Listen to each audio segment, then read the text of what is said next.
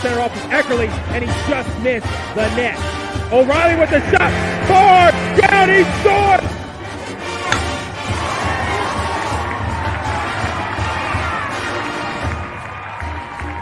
Come from behind for a month, now with the lead, they're getting a little wobbly. Philadelphia, they won't get him! Wow! Edwards pulls up and buries the play!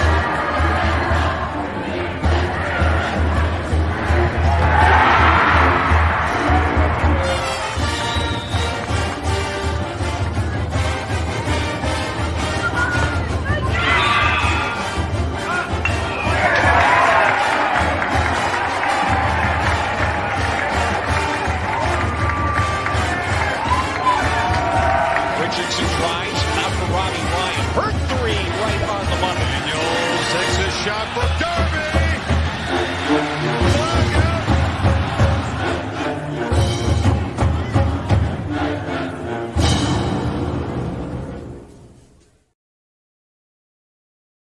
On that far post. There's Valadares again.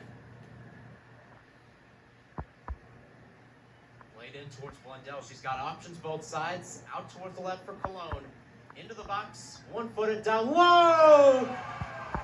And Carrie Matthews breaks the deadlock. Calm, cool, and collected. She's playing in the center for a reason. 20th minute. Arizona State 1, Kansas State 0.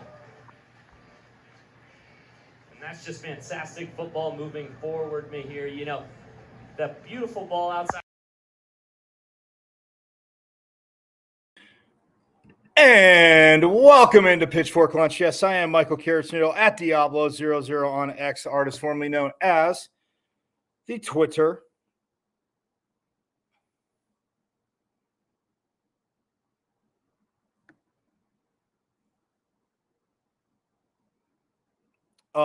Yes, as the Twitter, and you can obviously follow me there.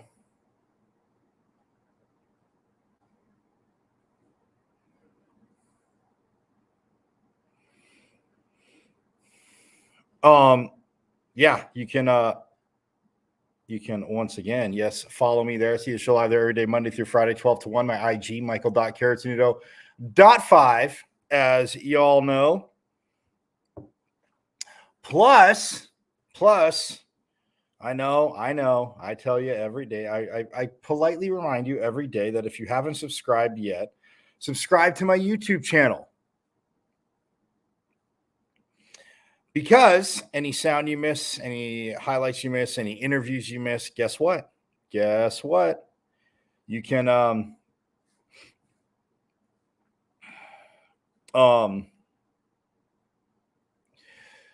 you can subscribe to the channel and go back and catch up on all these phenomenal interviews that you have missed. And yes, you have missed a few, but that's okay. You know why?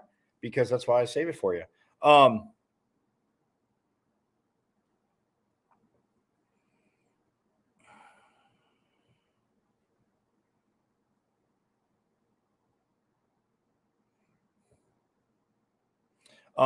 That's why I do it there and save it for you, because as you know, you have missed a ton of interviews. Again, I had ASU legends on, coaches, obviously, well, former coaches, but current coaches, players, sound, insiders, all that awesome stuff.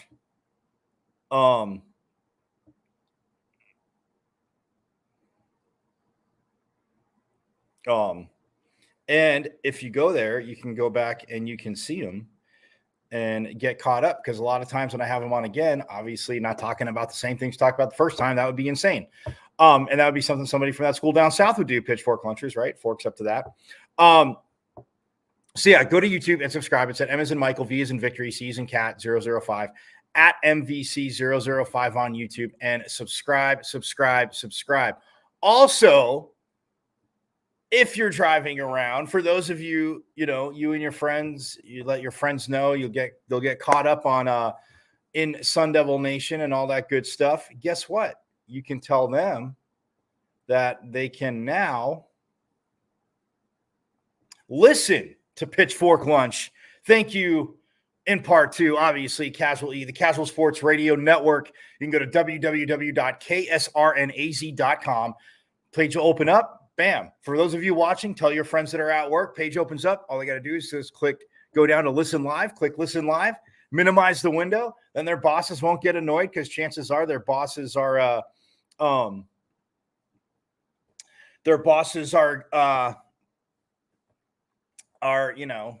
especially if they root for that school down south, which again, I guess we should be accepting and understand, right? But well, I don't know. Why do we have to understand that? No.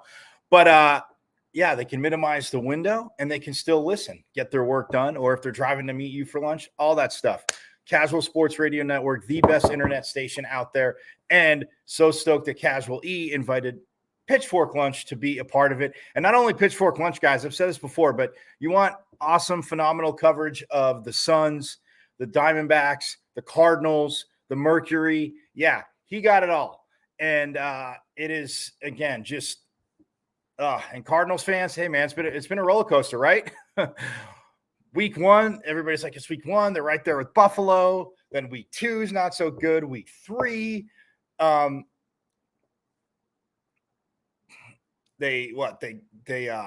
week 2, they crushed the Rams. Week 3, Washington comes here and just absolutely pounds them. And then they turn around, go to San Fran, beat the Niners, undefeated in division play. Yeah. And then the Packers game happens. It's a roller coaster. Casual E's got you covered. That's all I know. And I got you covered on the Sun Devil front because, yes, it is a Victory Friday. Soccer, I told you Coach Winkworth and them just kind of had enough. Looked like they had, kind of tweaked, positions last night. We'll get to that in a minute. But soccer gets the 2-0 win, so forks up to women's soccer. They beat Kansas State in shutout fashion, which is awesome. But I digress. So, yes, all that here on the Casual Sports Radio Network. Again, you can subscribe to all their socials too when you're there, but you'll get caught up. And every day, Monday through Friday, be very stoked that you are, listening to Pitchfork Lunch and staying up with it in Sun Devil country. Also, again, www.ksrnaz.com. It is all there for you to enjoy. But those watching, again, and even those listening, go subscribe to the YouTube channel. You can check it out, see the interviews, all the good stuff. Yeah, but like I said, it is Victory Friday for women's soccer, 2-0 over Kansas State. You saw the goal by Carrie Matthews, again, beating her defender in the middle. A great ball movement. Again, and Asia Cologne with an assist. That's weird, right? Sun Devil soccer fans, crazy weird.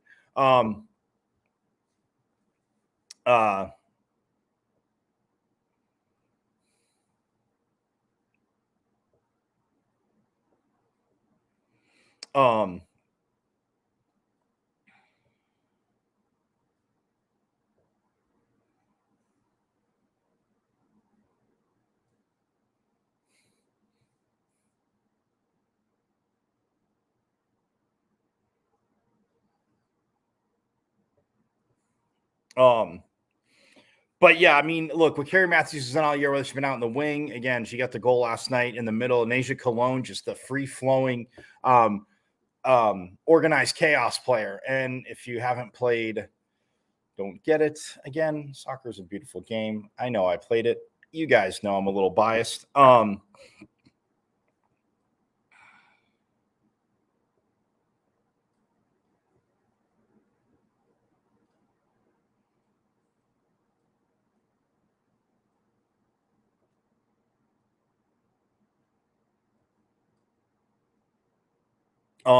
I love the game of soccer.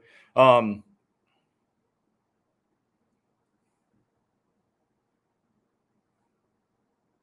guys really know I love soccer, but yeah, the way they play, the way they can interchange.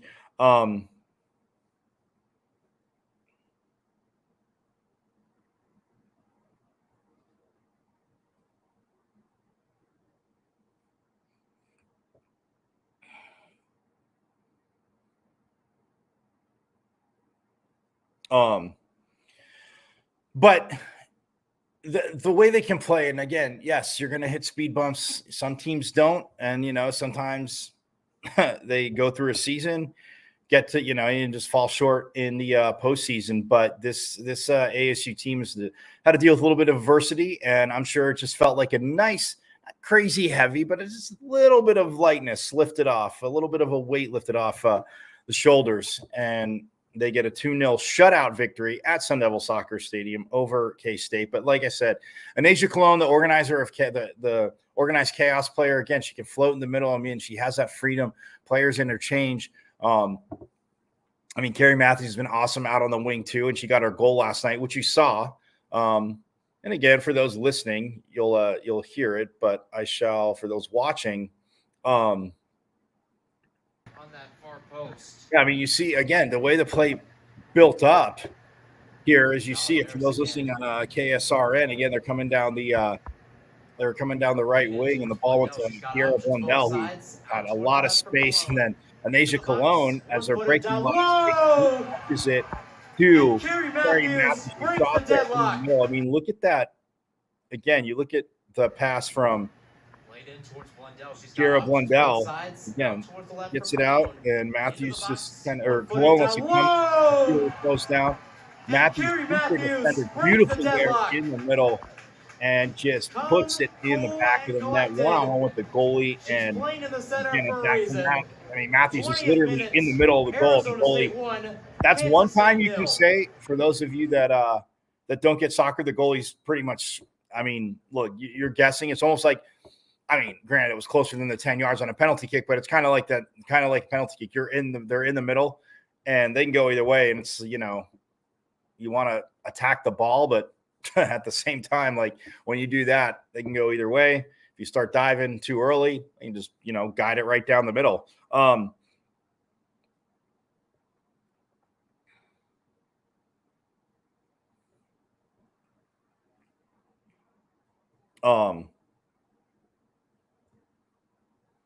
So, yeah, I mean, that was a beautiful goal, and that was the first one. We'll see the second one in a teeny bit.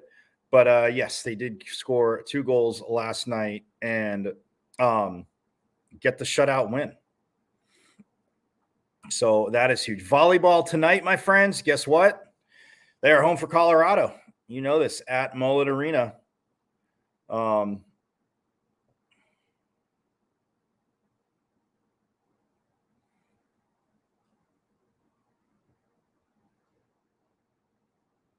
At Mullet Arena. They are that is where they are at, and looking to get their 18th win of the season. They are 17-2, my friends, as they just took out Houston again, swept them in 3. All that we talked about that yesterday. Reviewed it, saw some great highlights as well. But yeah, 17-2, 6-1 in conference play. They're only blemish to Baylor. Yeah,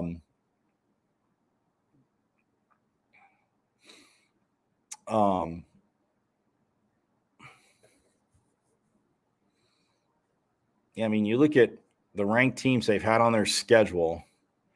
So they had number 5 Nebraska, and then when they hit conference play, TCU was number 22. Baylor was 19. Well, Baylor's 19 now. But TCU and Baylor are both ranked. So, and then BYU's number 20 now. So they are 2-2 against ranked teams because they had dropped the match to Nebraska, the Nebraska Invitational in Lincoln. Again, phenomenal atmosphere. And then they beat TCU, and then they fell to Baylor. And then they beat BYU. So they are 2-2 against ranked teams this season. Obviously, are just on a nice after that loss to Baylor. They've won 5 in a row now and taking on Colorado tonight. Again, ESPN Plus, 6:30 p.m., not 6, not 7, 6:30 p.m. They take on the Buffaloes. So,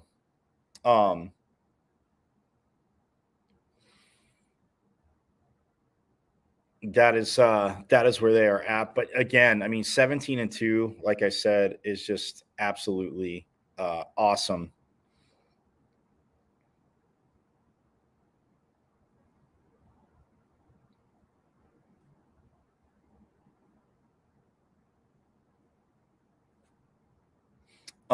Yeah, absolutely awesome. And Coach Van Neel's done. I mean, it is an uber talented team. Yeah,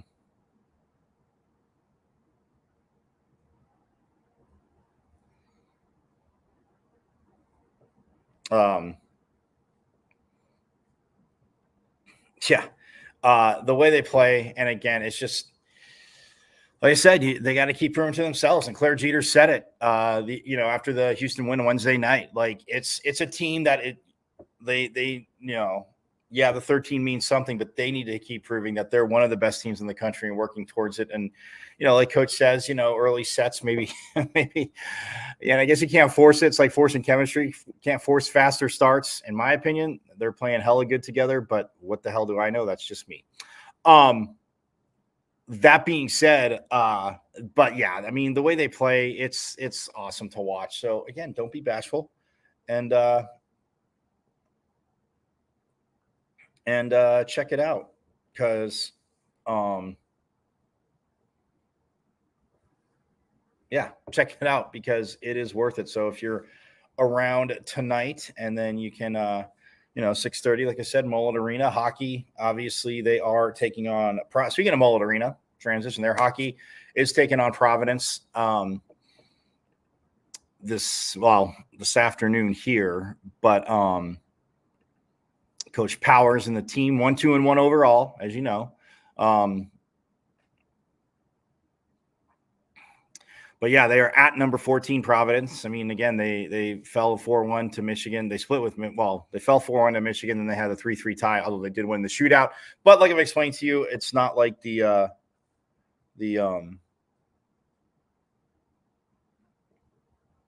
NHL, where obviously if you win in the shootout, you get the win. But they do it in college hockey, which again gives these guys the experience. And man, Gibson Homer, you talk about a hell of a first shootout, stopping all 3 goals. And one of them, I thought just from the angle, like he was in good position, but I was like, oh, he's going to try and switch back the other way. But Gibson Homer makes all 3 saves. The Devils get the shootout victory. But it goes down as a tie, so 3-3. But yeah, Michigan, number 10 in the country. Now they're facing number 14, 4 o'clock today. That'll be on ESPN Plus as well, 4 p.m. local time. From Schneider Arena in Providence, Rhode Island, as they take on number 14, 4 o'clock today, 1 o'clock tomorrow, local time. Hey, the crazy thing is it's on ESPN Plus tomorrow, so you can literally enjoy Sun Devil football, which, as you guys know, we've talked about in Cincinnati. You can enjoy Sun Devil football and then enjoy Sun Devil hockey as it comes to an end. So, yeah, 1 p.m. Tomorrow, but 4 p.m. today. So, number 14 Providence, let's see what they can do. And so far, Providence is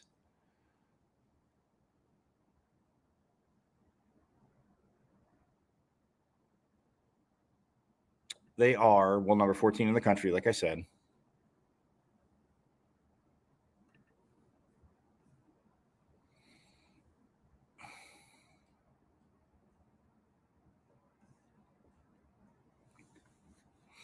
Well, they are 0-1, 0-1-0, and they played the U.S. Hockey Hall of Fame game. Took on number 6 North Dakota, who, as we know, is a very good team. And well, they fell 5-2. So now they're home opener. Again, like I said, against the Sun Devils tonight. But yeah, they are. Pardon me. They are at 4 p.m. So yeah, North Dakota, a good first test for them, as ASU has seen obviously Air Force and Michigan. So a little more hockey under them. So we'll see how. Again, Providence, a very good team. I'm not gonna.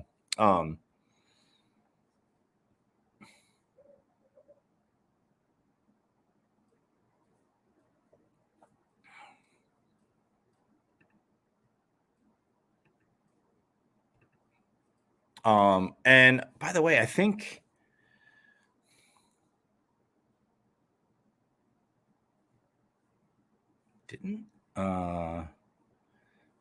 Ryan O'Reilly, who again on the team from last year from Texas, he transferred to Providence as a grad student, so he is back there in 2 series in a row. Coach Powers and his team gonna play somebody that was with them the last few years. O'Reilly again. I mean, hell of a career here. Like I say, I wish nothing but the best for him after this weekend. I'm with Coach Powers on that. I will tell you that much. Definitely wish him the best.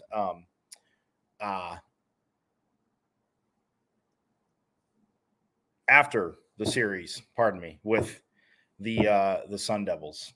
And yes, football, like I told you guys, it is absolutely they're getting set to go. I mean, they are in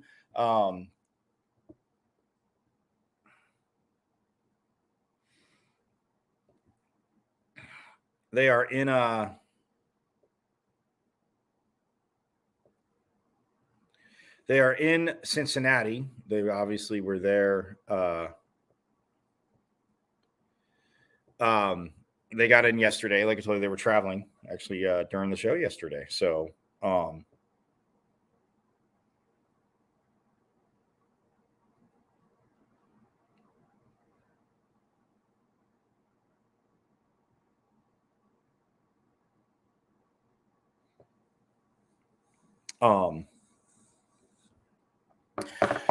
they're in Cincinnati, and look, 5-1, man. This Devils team, there is some insane they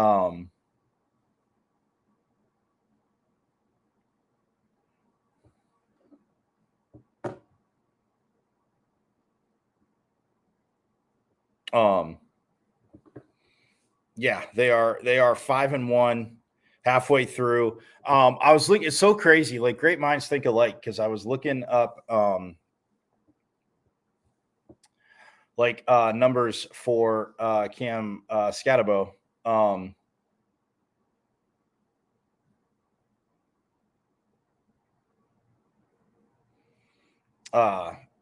Like where he would be at, and I'll get to that a little bit later. But yeah, I mean, on pace for again having a 6 season so far, and on pace for a crazy season. But this offensive line too. I know I talked about a little bit about it, talking to Coach Saga, getting a little bit always picking his brain after practice. But I mean, their center. I mean, again, part of the leadership council, Leaf Fontanu. Again, outgoing personality, but man, just has that O line. And it's crazy, obviously, knock on wood, what not being a mass unit can do, and what you can do with depth, and not just depth, but very solid depth that can come in and play. And man, I mean, what Leaf's been doing, and at center, I mean, just clicking with Ben Coleman, and then I mean, even Cade Briggs, and he got banged up with Kyle Scott has been in at right guard as well. But the line and what Coach Tuitelli has done is just, again, absolutely phenomenal. Sun Devil fans, and the way they're playing matches that, because again, it's having that nastiness. It's like, yeah, and we heard Scatabo talk about it after the was it after the Kansas game? Yeah, it could have been after. It was, yeah, I think it was after the Kansas game, or maybe it was right before the Kansas game. Either way, but just, Kyle Scott coming in, it's like, hey man, if you make a mistake, I got you. I'm behind you. I'll pick that up. Just keep working like you're doing. And that's what Cam was saying, that he came in and he's working. He's like, but I'm not going to yell at you. I'm not going to be mad. He goes, but if we go into video and you're, not giving effort, then that's a different story. But that's not what it is at all. So the way the line's playing, again, huge part there. And just the offense. And as we know, Jeff Sims is starting at quarterback. As you guys know, Coach Dillingham talked about it at practice, broke the news here on Wednesday. And it was again, it's one of those things that, yeah, it is kind of a bummer, but that Sam Levitt's out, not that Jeff Sims is starting. And we saw what the young man did. Again, coming in a little bit of relief, rushes for a touchdown, but moves the team, out of short field. But then again, his next drive, move the team a little bit. Yeah, Utah came up with a stop. Weird. But yeah, after a whole week of practice now, it is just going to be awesome to see what Jeff Sims can do. But with that offensive line, with the way they can run the ball, mix it up, and yes, believe me, he can deliver the ball. So it'll, Coach Arroyo, we'll hear from Coach Arroyo today too as well. So, but yeah, stoked for this game. Like I told you, Cincinnati,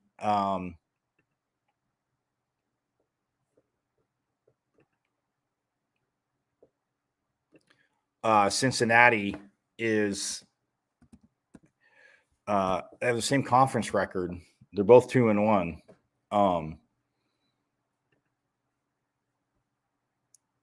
As the Sun Devils, sorry. I almost said as Texas Tech. They played Texas Tech, and they both played Texas Tech. They both played Texas Tech, but Texas Tech had beat both of them. It was a late field goal that Tech got to beat them 44-41. But yeah, I mean, both ASU and Cincinnati are 2-1 in conference play. ASU is 5-1. The Bearcats 4-2. So again, this is huge because you look at BYU, who's number 13 in the country, and then Iowa State, who happens to be number 9. They're both 6-0, both 3-0 in conference. And the other ranked team is Kansas State, who is now 17. And ASU has them coming up in a few weeks. But but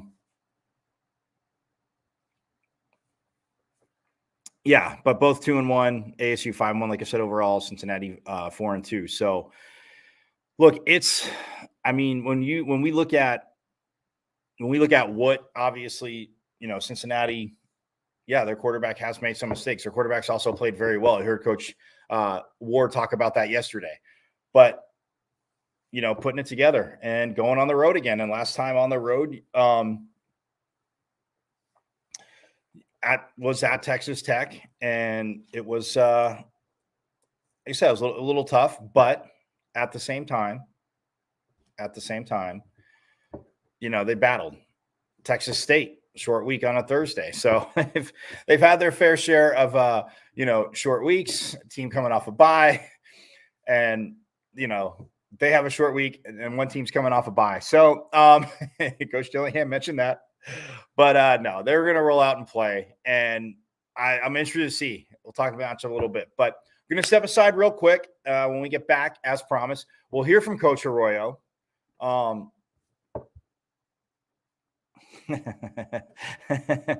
tone. Well, put it this way, Low Tone. It's a bear cat. They didn't want to just be a cat. They were smart. You know why? Because obviously, but I don't know, man. They should have. Maybe they should have thought that through. I mean, changing it now would be just weird. There's no reason to. But I'm with you. I mean, the bear part, is cool, but that second part, as we know, Low Tone, so not cool. So not cool. But yeah. On that note, though, like I said, we're going to take a break. When we get back, we'll hear from Coach Arroyo. We'll also hear from CJ Fight from the defensive side of the ball. Again, just, man, we heard Coach Ward yesterday how they've been able to, they're overcoming adversity, but, man, turnovers come in bunches. You don't have them. It's like it's like an oasis. It's dry. It's a desert. But you start getting them. You start your season off with a defensive touchdown, first score of the year for the Sun Devils, and they start coming in bunches. So, again, always so overstate the obvious, huge key to the game. But we'll step aside. We'll hear from Coach Arroyo. We'll hear from CJ Fight and Prince Dorba as well. But we have all that coming up here on Pitchfork Lunch.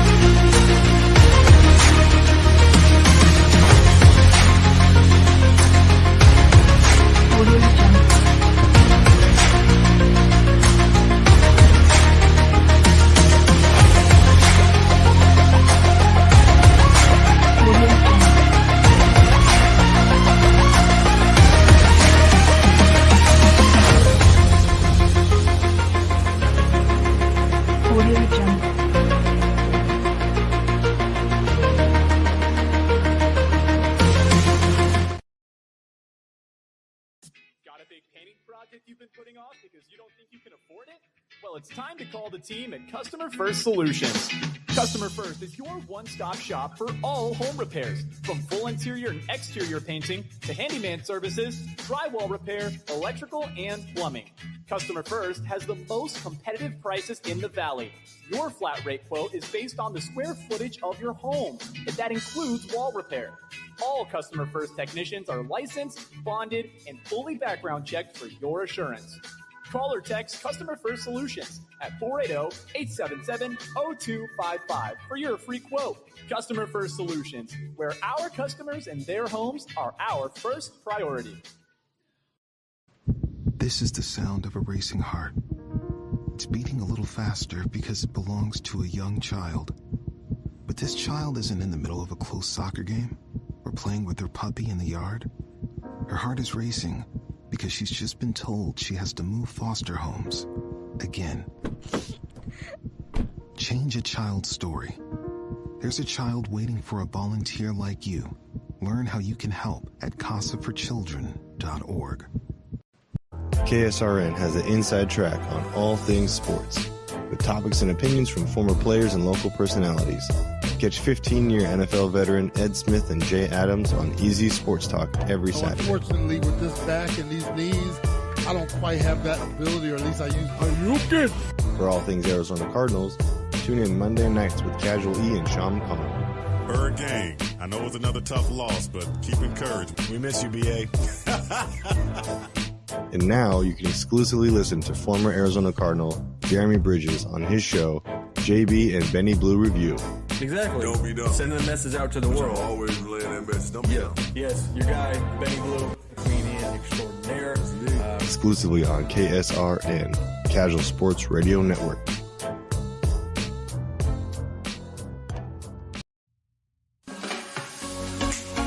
You are listening to the best internet radio station on the web, KSRN, Arizona.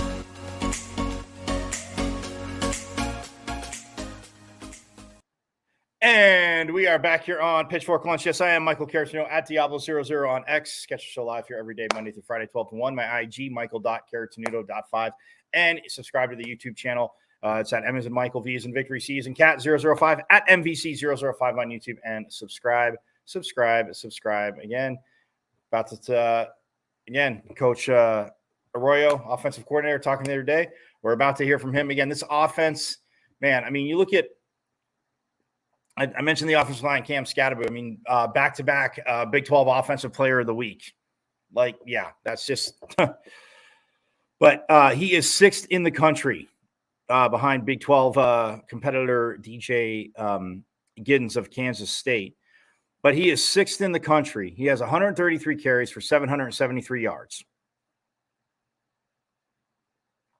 which is 5.8 per carry and 8 rushing touchdowns halfway through. So he's on pace for 16 touchdowns, rushing touchdowns this season. But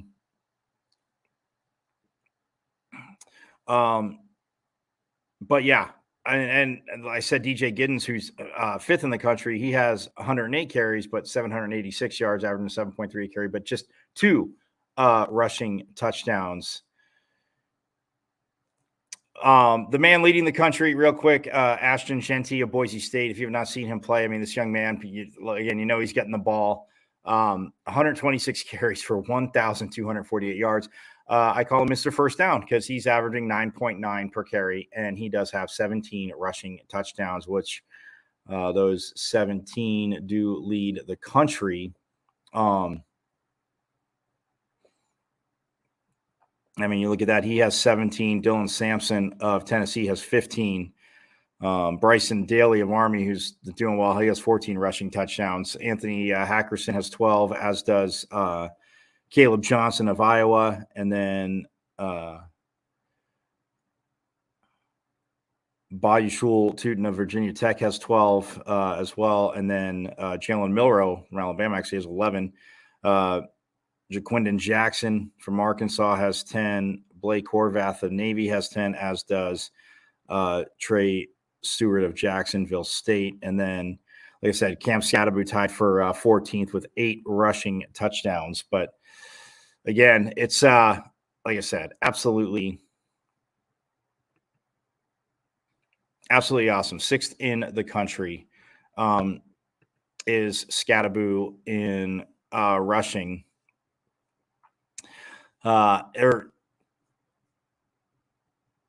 Sixth in the country. Sorry.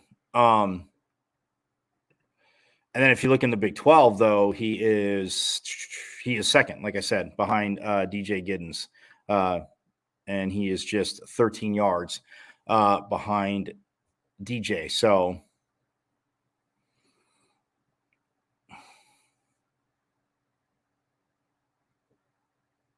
and you look at interceptions too, by the way, because Caleb McCullough, after his 2 interception game, he is tied. Well, he is tied for fourth. There's a ton of people tied. Yeah. It goes from 4th to 20th. So, but yeah, McCullough with those 2 has 1. Obviously,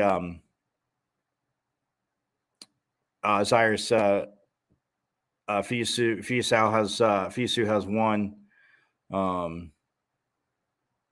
Xavier Alford has 1. Almost forgot. Man, sorry, 100-yard landlord. That was the crazy one. And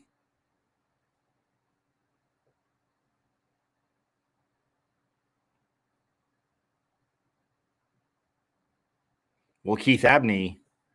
Let's see. Keyshawn Elliott has 1. And Keith Abney has 1. So 1 for Abney, 1 for Elliott, 1 for Fiusu, 1 for Alford, and 2 for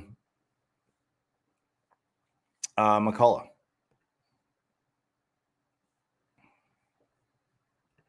And yeah, that puts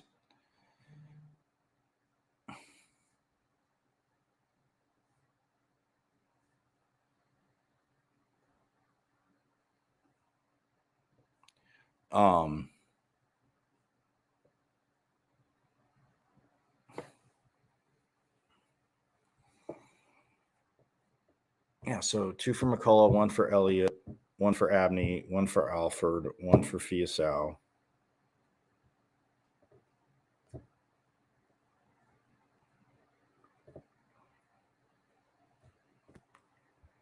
So 6. Yeah, 6 for the hold on.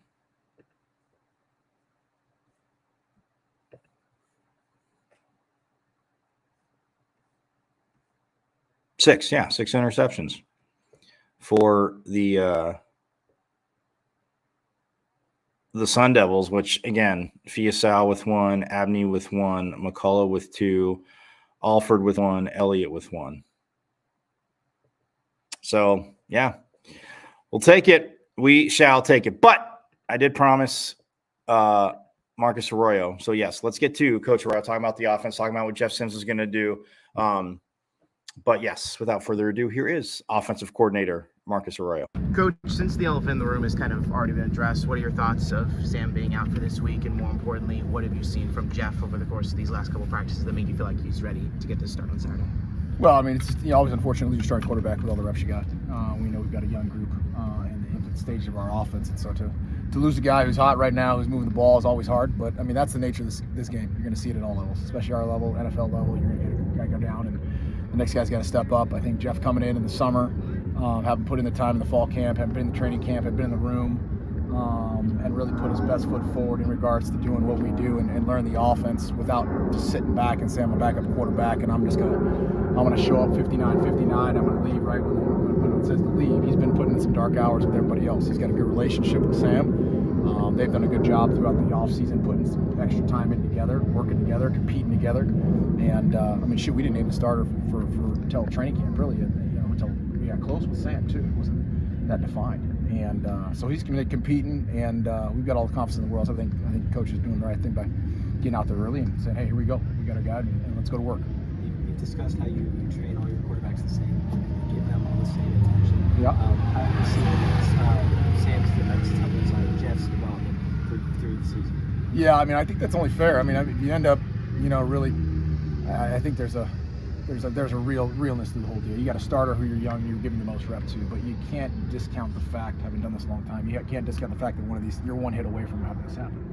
And so I think that's really just the maturity, probably at the position of the coaching, and having been through it, and as a player and a coach, I've broken ribs, I've been taken out, I've been pulled back in, I've been the starter, and I know what that's like. I know what it's like for the program, I know what it's like for the locker room, I know what it's like for the room, for the unit, for the coaching staff to say, hey, can the next guy up? Do we feel confident that he can do what we need to do? And he's had a great week, done a great week, hasn't flinched, winning in the game, did a nice job, scored a touchdown, and I'm excited about the week of prep.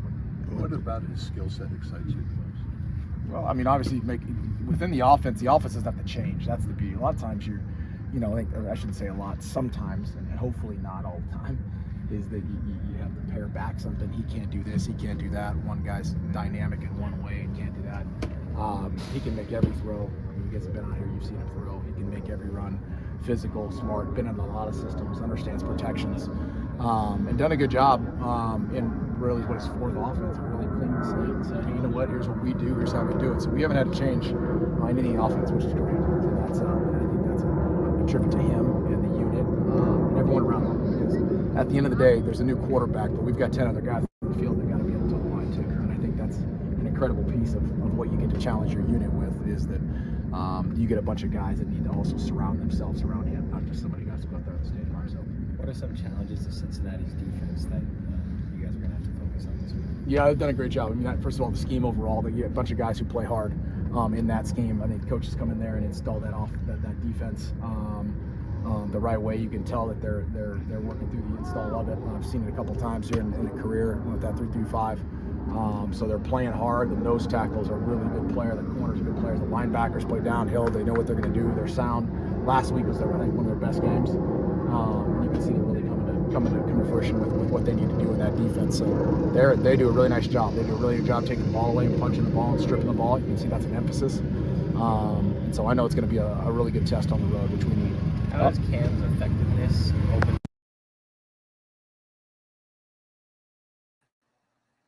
And there you go. Like you said, really good test on the road, and what they need. And look, like you said, I mean, Jeff, like you said, and I mentioned it, got here, after spring, but was here for the summer.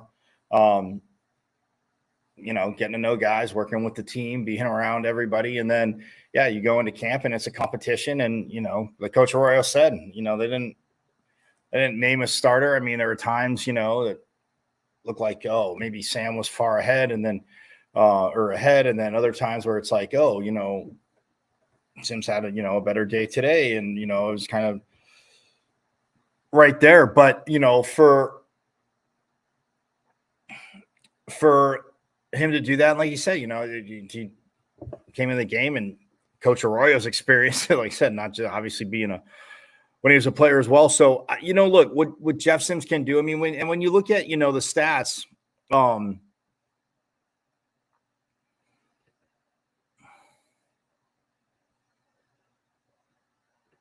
I mean, Sam Levitt, is 90 for 152,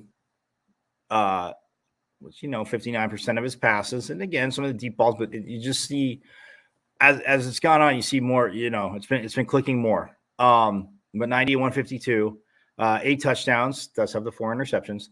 But 1,166 yards, rating of, 135.75. So, yeah, I mean, and you see that, and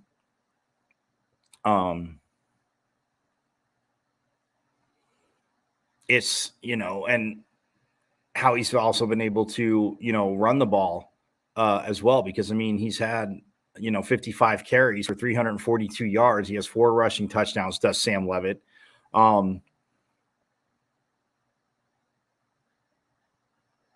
Actually, so he has 55 carries for 279 yards.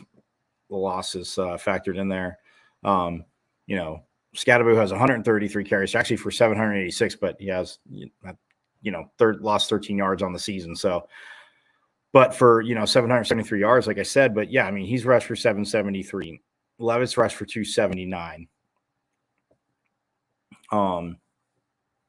and he's run for some huge first downs. And I mean, Sims can do the first thing too, but he is looking to get rid of the ball. He's not just going to sit there and take off and run. I mean, seeing him throughout camp extend plays, and when he extended plays and launch completions, and it's given the defense some fits. So it can give the defense in general fits. So we'll see how they adjust to it. But speaking of defense, Prince Dorba again back. He missed the first 2 games of the season, but again, getting him back on the line. We've talked to obviously Clayton Smith, and we'll hear from Prince right now. But yeah, getting him back, and I mean just what this team has done, and talking what the defense needs to do against Cincinnati. So yes, without further ado, here is Sun Devil defensive end Prince Dorba. All right, Prince, coming off a week like that where obviously the crowd's electric, and I mean, somebody like Caleb has 2 interceptions. Obviously you getting back on the field too. What was that? How did that? I mean, obviously there's electricity in the stadium, but I had to feel real good. Obviously coming off, the struggles last year, but just coming in. How did it feel on the field Friday night just to get that big victory and have the crowd going crazy? I mean, it felt great. It was just going back to all the work we put in over the years, the summers, and just, going through what we went through last year, So it feels great, It just shows that all our hard work is paying off, and everything that we're going through together is coming to light. So it feels great, man, going out there and just playing with my boys again. We've been out for a couple of weeks, so it just feels good to go back there and get back to my natural self. And speaking of the hard work, obviously working with Coach Reynolds, and I know, from the spring until now, but just in your eyes, the growth, obviously the depth, but the growth of the D-line, how do you feel like Coach Reynolds has impacted that? We came a long way, man. Next man up mentality, pretty much. That's how we roll, and that's how we are. So, it's a great thing to have when you have depth. But at the same time, you don't want to get hurt. But a lot of dudes have stepped up. They came to work every day and shown that they wanted to get better and improve. They got better. So that's what we need, man. We need everybody to get better and help this team get better. So it's been great to see guys who haven't gotten opportunities get a lot more opportunities now. And talking about getting better, I know from the outside, Coach always says, the media says, who cares? But at the same time, the linebacking core was kind of maybe the question. But Coach Coop said he knew, he had in the facility, obviously coming in the spring, but just to see the growth and the success, and obviously I haven't got to talk to you, the first touchdown of the year being scored by the defense on Zyrus's interception, but how do you feel that linebacker core has stepped up and just kind of taken ownership of the defense? Shout out to them boys, man. They come to work every day ready to work. They put their head down. They had to go, and they want to come out there and achieve and play at a high level just like everybody else. So, I'm proud of them. I'm excited, they help us play faster. And it just, like I said, we came a long way from last year to this year. So, just seeing the growth as a team and as a defense, and then as individual positions, just we came a long way, and it's exciting to see how much further we can go and just get better every day at practice. And to piggyback on what you're saying about the improvement, everybody always says it's becoming obviously very cliche because it's true, but complementary football, like you guys have picked the offense up this year. The offense, if they've started slow, or if you guys, maybe you've had a series, they've picked you up. But since you've been here, is this the most, I guess, well-rounded complementary football that you've been a part of here? Almost definitely. Like you said last year, man, that was one way not to play complementary football. A lot of games that we ran, but this year, since every game we've been a part of this year, we've been playing great complementary football, and that's what you need to do if you want to win football games. Often go out there, score in the short field, and then give us a long field to go out there and hold them offenses to field goals. So that goes a long way in the game, man. Middle eighth, coach always harps on in the middle eighth. So just going out there and being able to put points on the board as an offense, and then holding dudes to 3 points, and then making them kick the ball with short field, and us having a long field, and just going out there and playing fast, but communicating together. It's gone a long way in helping us grow our game to the next level. And then one thing, the coach have said, obviously, winning is obviously the point of it, but not getting complacent and relaxed. You guys as leaders, how do you feel that you've kept, driving the team forward? Okay, yeah, we won these games, but this is where we need to go. What's been the challenge in that, and how has the team gotten on board? I mean, me as an individual, like we had Steve Nash come talk to us yesterday. One of the things he's harping on that stuck with me is kind of just the process over outcome. I mean, since I've been here, and I know as some D-lines, we've been here together. Just, I mean, going out there and just getting better 1% every day is our goal. So, like me, I really don't care about the outcome of the score, what game it is. I just want to go out there and put the best 4 quarters of ball we can put on tape, and then at the end of the day, we just see what we come out of. So, I mean, we've been doing a great job just going out there and just executing at a high level, and we go out there just playing for each other and playing hard. So, I mean, we're just going out there and trusting the process and not really worry about what the outcome is. Because, I mean, we go out there and put everything in that you need to do for the process, and the outcome take care of itself. And you heard him. I mean, Prince Torba saying it right there. Also, yeah, I mean, his role, but like you said, I mean, coming to work every day and trusting it and knowing that, yeah, I mean, okay, you won games, but if you want to keep winning, to overstate the obvious, you got to keep the work's got to keep the work going, and you got to elevate it. So, yeah. But now we are going to hear from, obviously, great friend of the program, CJ Fight.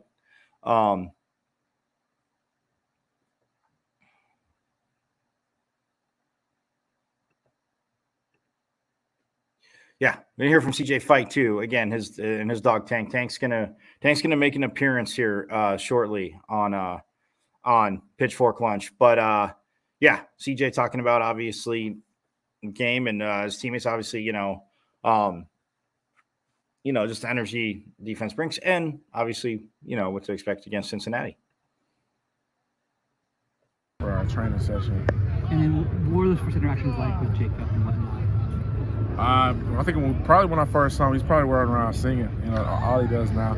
Like when you see Jacob, he's smiling, laughing, singing. So it's just the energy he brings, just lights everybody up around him. Yeah, he talks about he loves to sing a lot. So what's his singing like? Is it good? Is it bad? I ain't gonna lie. When I first heard him sing, I was actually impressed. Like he's actually a real good singer. But then you try to get him to sing, he acts like he's scared to sing. He's like, I can't sing and stuff like that. He always try to downplay himself, but anytime he's singing, everybody listens because he's actually a pretty good singer. Yeah. We try to get him to sing in the team meetings and stuff. He'd be like, oh, nah, we gotta focus on football. I'm here to play football, all this stuff like that. But yeah, he's actually a good singer. It's hilarious. Coach Reynolds talked about how his positive nature can really uplift the team. So what is Jacob's positivity and his goofiness bring to the D-line room? Because you guys are always so serious and in the trenches and whatnot. So what does it bring to the room and whatnot? It brings that common relief. Obviously the D-line. I mean, when you play D-line, it's a hard-nosed place to be. So being and having him, and it's not just him. Like we have a lot of people in the room, but obviously he probably brings the most energy, probably in the whole facility. Just the energy he brings, his happiness, his smile, just how loud he is when he goes around. You just know when Jacob's there.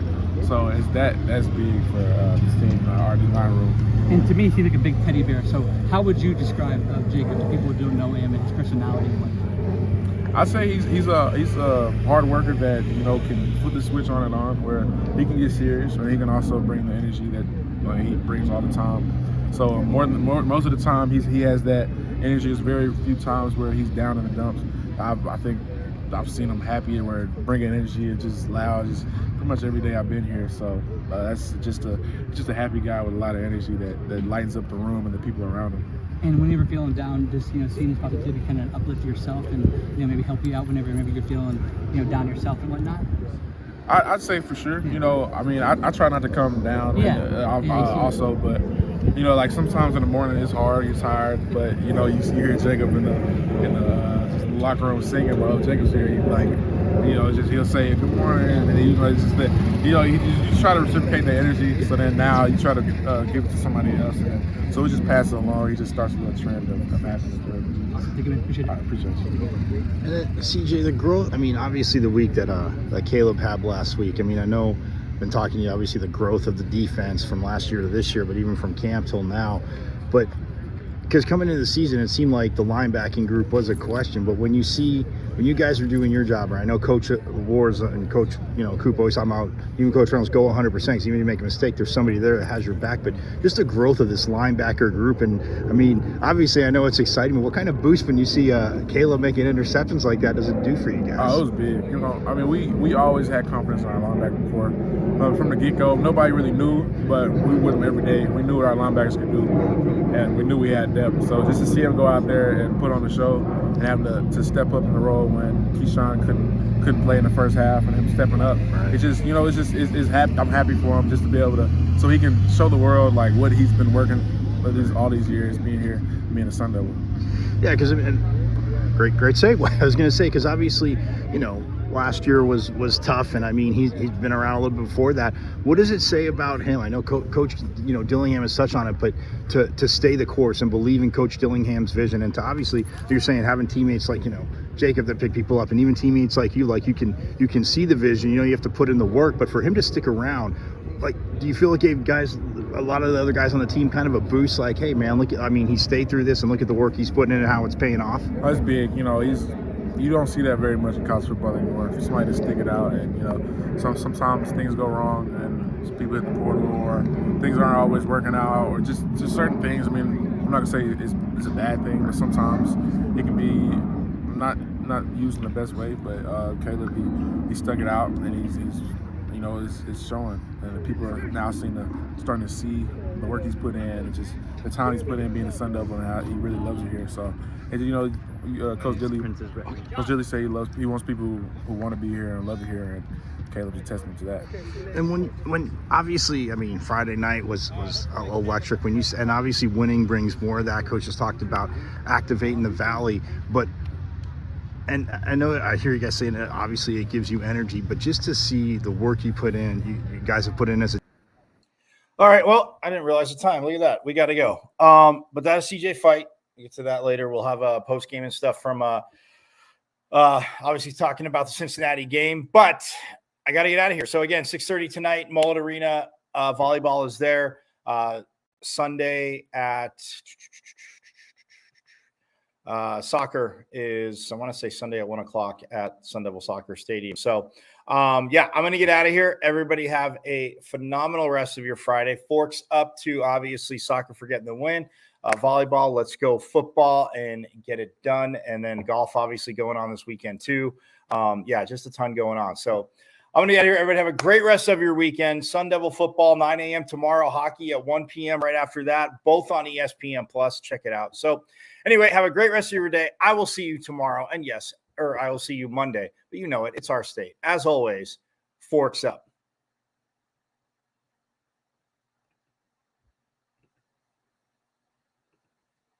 I went to Arizona State. Right. I'm a Sun Devil, man. The 27-yard line. That's a great call. Blake Baker, Plummer will put it up. Throws over the middle. Touchdown. Great flag. That's a way. Trying to center off with Eckerly, and he just missed the net. O'Reilly with the shot. Far down. He scored.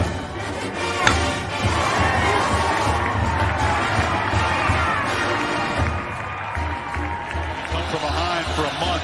Now with the lead, they're getting a little wobbly. Philadelphia, they won't get him. Wow. Edwards pulls off.